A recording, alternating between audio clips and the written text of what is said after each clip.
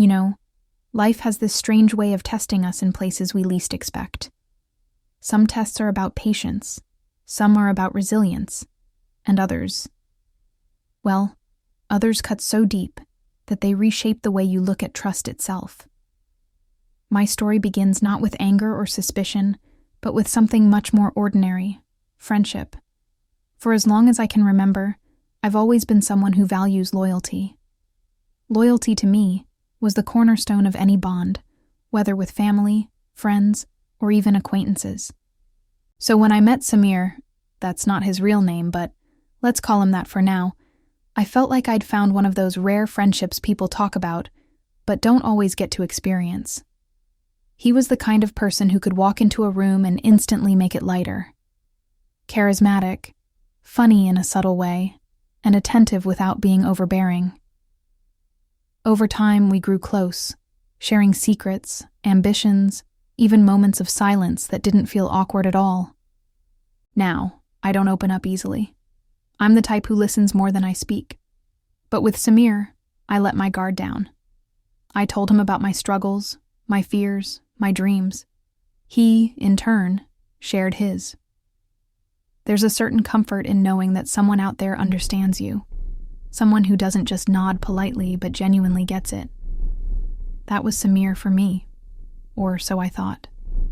Parallel to this friendship was another important thread in my life. My cousin, Amina. We grew up almost like siblings. Our families lived close, so childhood was filled with shared summers, late-night talks during family gatherings, and countless little moments that stitched our bond together. She was older than me by a couple of years, but that only made her more protective. She was sharp, ambitious, and carried herself with a quiet grace that people admired. You'd think having such strong ties on both ends, friendship and family, would make life feel secure. For a while it did. Samir became a familiar face at family events, not just because he was my friend, but because I trusted him enough to blend the lines between personal and social circles. Amina and he got along naturally. At first, it made me happy, seeing my two trusted people laugh at the same jokes, discuss random things, or occasionally tease me in unison. It felt harmless. But the thing about trust is, it doesn't disappear in an instant. It erodes, little by little, like a stone being chipped away by a persistent stream.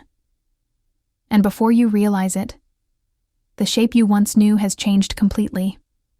The first crack came in the form of intuition. Nothing concrete, just a feeling. You know that subtle unease when you notice two people exchanging glances that seem to last a beat too long? Or when conversations between them carry an undertone that you can't quite name, but your gut tells you it's there. That's what started gnawing at me. At family dinners, I'd catch Samir looking at Amina with a softness I hadn't seen before. Amina, in turn, would sometimes laugh at his comments in a way that felt different. Of course, I told myself I was imagining it. After all, this was my best friend and my cousin, two people who meant the world to me. Why would I question them? Isn't it unhealthy to overanalyze every smile, every word? That's what I convinced myself. I buried the thought, telling myself it was nothing but paranoia. But the thing about doubts is, once they take root, they don't just disappear. They grow quietly, waiting for the right moment to show you just how real they are. One evening, after a particularly long day at work, I stopped by Amina's house. It wasn't unusual. I often visited her family, and she was always welcoming. But that evening, as I walked in unannounced, I noticed her on the phone. Her voice was softer than usual, tinged with a kind of warmth I hadn't heard in a long time. She didn't notice me right away, so I caught the last part of her sentence before she abruptly hung up. The words were simple. "Okay, I'll see you soon." But the tone made me pause. I brushed it off. People are allowed to have private conversations, right? Besides, it wasn't like I had proof of anything. Still, Something about it lingered. Later that week, when I mentioned it casually to Samir, he looked momentarily startled before composing himself with a laugh. "You're reading too much into things," he said, dismissing it like it was nothing. His ease should have comforted me, but instead, it made me uneasy. The real turning point came weeks later. Samir and I had plans to meet for coffee, something we did regularly. I arrived at the cafe early, and as I sat there scrolling through my phone, I glanced up and froze. Across the street, just outside a bookstore, was Samir, and he wasn't alone. Amina stood beside him. They were close, too close. Their body language spoke volumes, a quiet intimacy that stung sharper than words ever could. I didn't confront them right away. Instead, I sat there, my coffee growing cold, my mind racing. A part of me wanted to storm across the street and demand an explanation, but another part, the quieter, calmer part, told me to wait. Sometimes, silence can be louder than any accusation. I watched them laugh, their heads tilted toward each other, the world around them fading as if they were in their own little bubble. It was a sight that etched itself into my memory, painful and undeniable. That night, I lay awake replaying every moment, every conversation, every shared memory with both of them. The puzzle pieces started fitting together, and the picture they painted wasn't one I wanted to see. The late replies from Samir, the sudden excuses from Amina, the strange coincidences where both of them were busy at the same time. It all made sense now. But here's the thing. Betrayal, when it comes from strangers, hurts for a moment. Betrayal, when it comes from your inner circle, cuts deep enough to change who you are. I wasn't just dealing with dishonesty. I was dealing with the collapse of trust I had built over years. And in that collapse, something inside me shifted. I didn't cry. I didn't scream. I didn't even confront them right away. Instead, I felt this quiet, steady resolve building in me. If they thought they could play me for a fool, they had another thing coming. I wasn't going to react in anger. That's too easy, too predictable. No, I was going to take my time. I was going to observe, to plan, and when the moment was right, I'd make sure they both learned a lesson they'd never forget. And so, the stage was set. The cracks in the glass were visible now, but I wasn't about to shatter it with my own hands. Not yet. First, I wanted them to believe everything was normal. I wanted them to think their secret was safe. Because sometimes, the calmest waters hide the strongest undercurrents. This was just the beginning.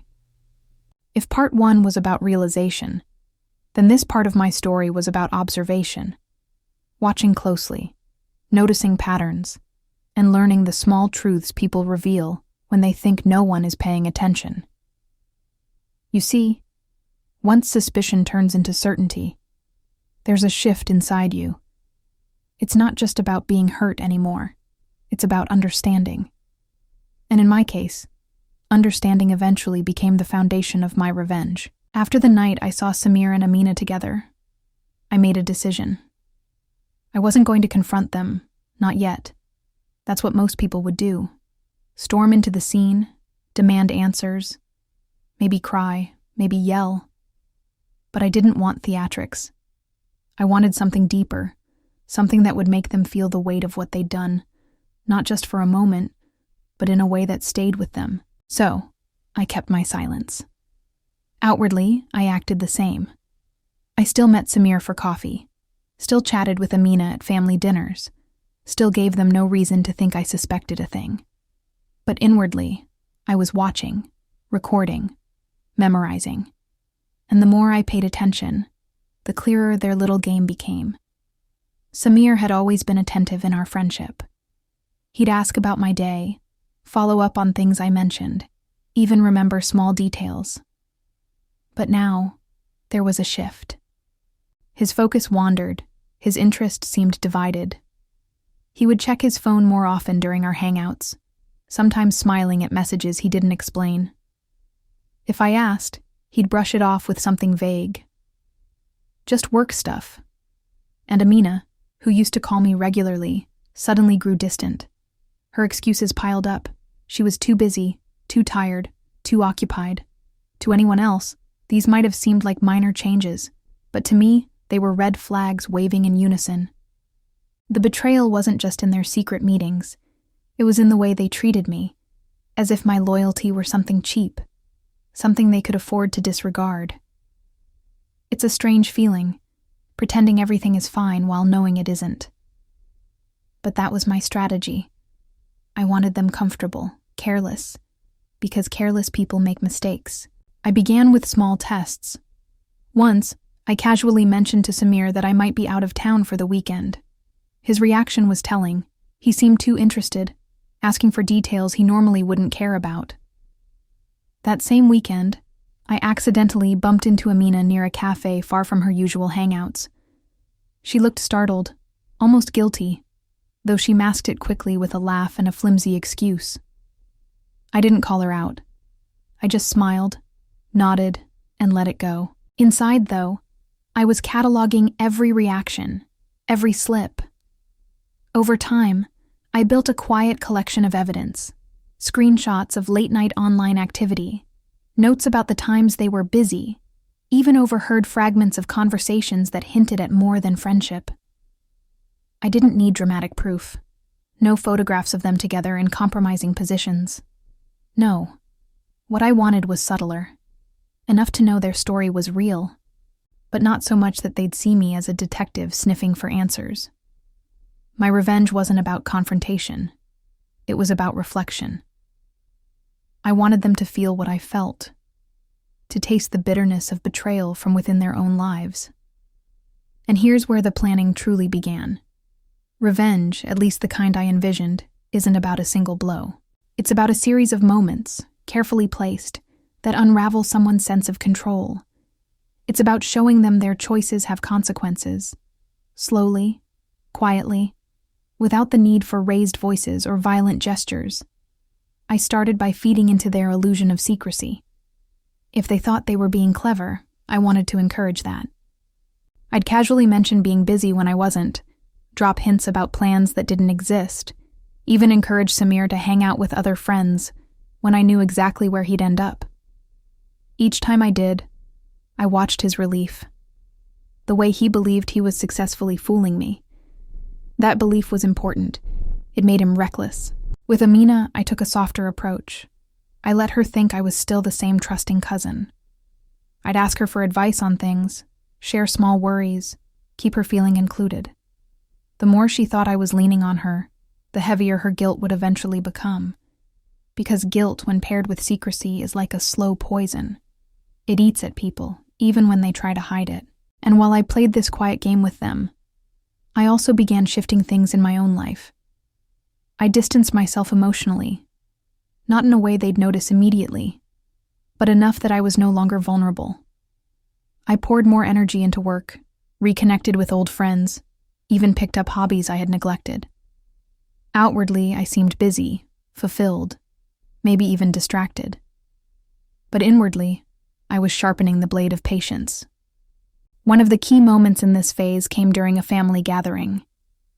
It was a casual evening. Laughter, food, the usual chaos of cousins and uncles and children running around. Samir had been invited, as he often was. At one point, I noticed him step outside to take a call. A few minutes later, Amina followed. Most people were too caught up in conversation to notice, but I did. I excused myself, walked out quietly, and saw them from a distance. They weren't doing anything dramatic, just standing close, talking in hushed voices. But their body language told me enough. Instead of confronting them, I did something else. I took a deep breath, walked back inside, and started a conversation with another cousin. I laughed louder than usual, engaged more warmly, made it clear I was having a good time. Why? Because I wanted Samir and Amina, when they returned, to see me carefree. To see me happy. That's the thing about people who betray you. They expect you to be broken, to be bitter. Seeing you whole, even joyful, unsettles them in ways you can't imagine. That night, I caught Amina glancing at me more than once, her smile faltering whenever our eyes met. Samir, too, seemed unusually quiet, as if something about my cheerfulness bothered him. I stored that reaction away like another piece of evidence. Slowly, the foundation of my revenge plan solidified.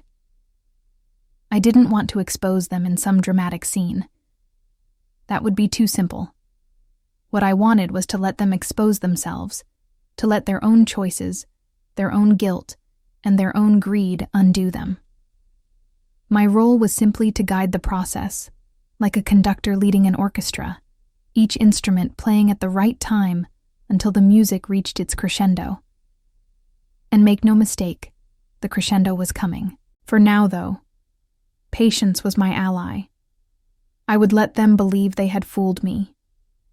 I would let them carry the weight of their secret a little longer, because the longer they carried it, the heavier it would become. And when the moment came, when the final note was ready to be played, I'd be there. Not angry, not desperate, but calm. Calm enough to ensure the lesson they learned would stay with them forever. This was no longer just about betrayal. It was about balance. They had tilted the scales with their lies and disloyalty. My task was to restore them, quietly, methodically, and without ever raising my voice.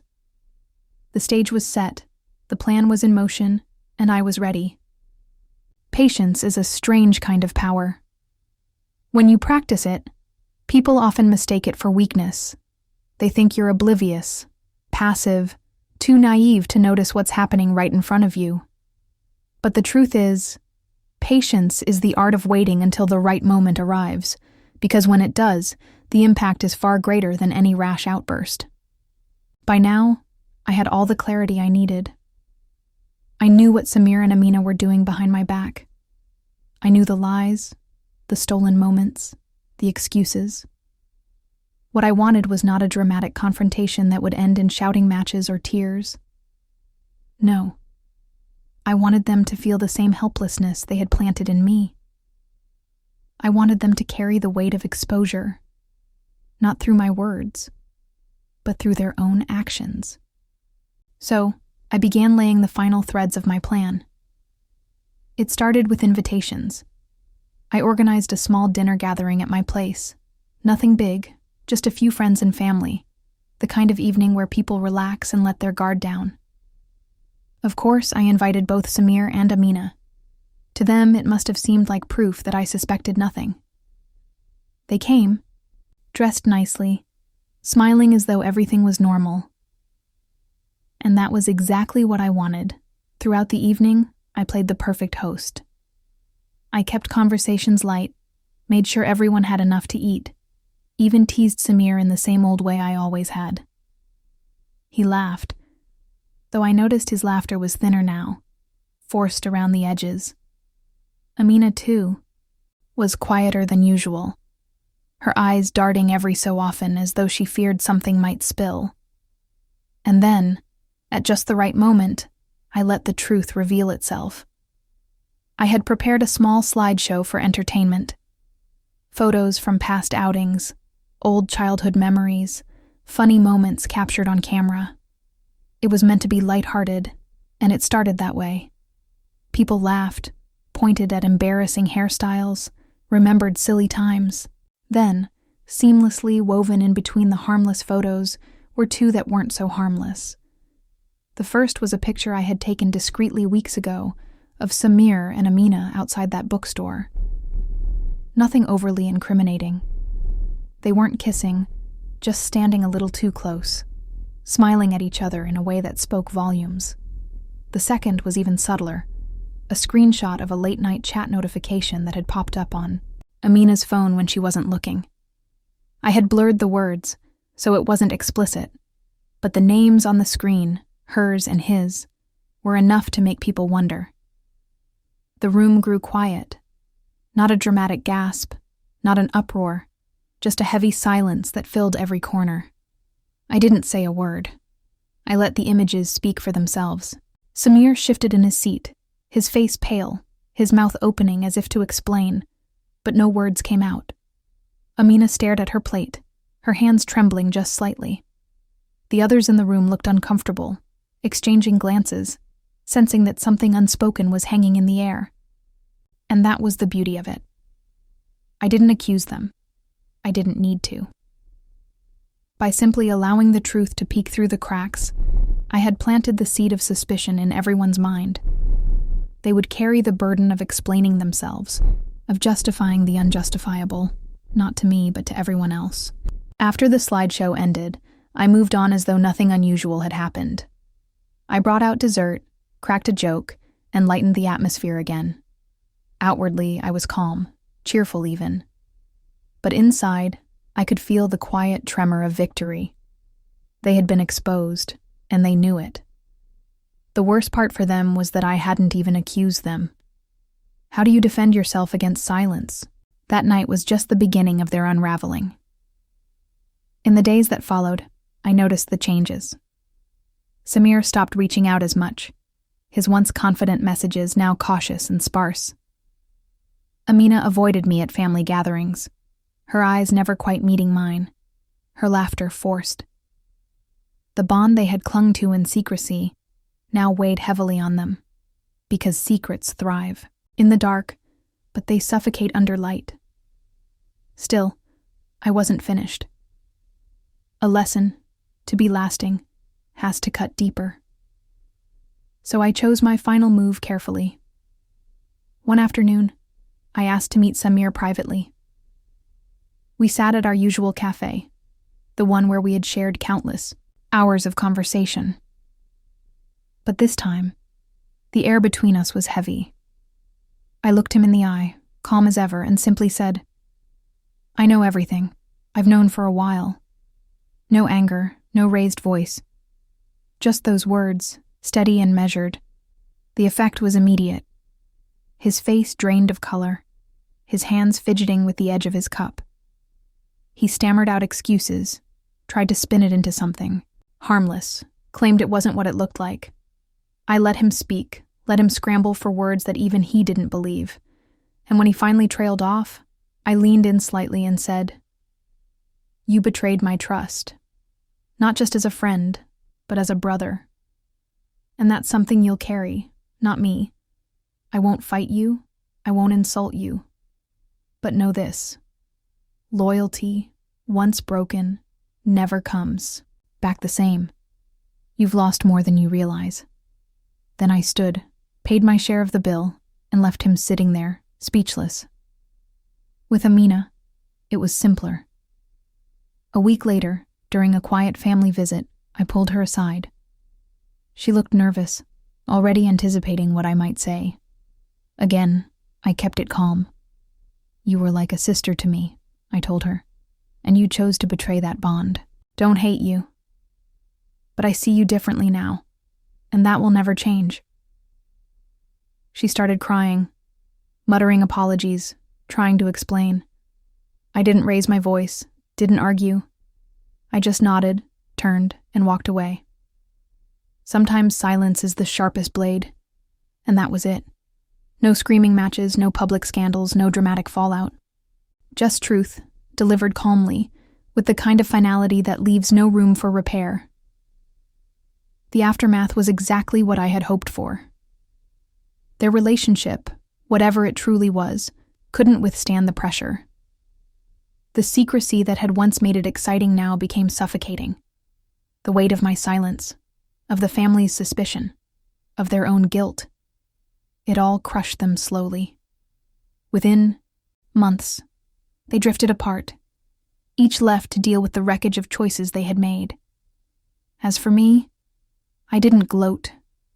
I didn't spread stories or seek pity. I simply moved on.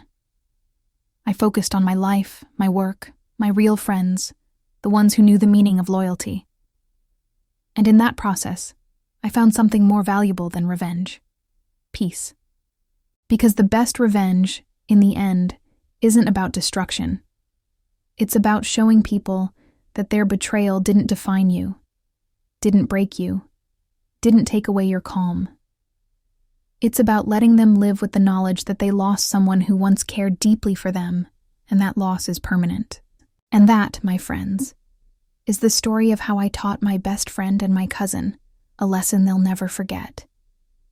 Not through anger, not through chaos, but through patience, silence, and the steady hand of calm revenge. If you found this story meaningful, or if it reminded you that sometimes the quietest responses can be the most powerful, then I invite you to stay with me for more. Like this video, share it with someone who might need a reminder about the strength of patience, and don't forget to subscribe to my Calm Revenge for more stories like this.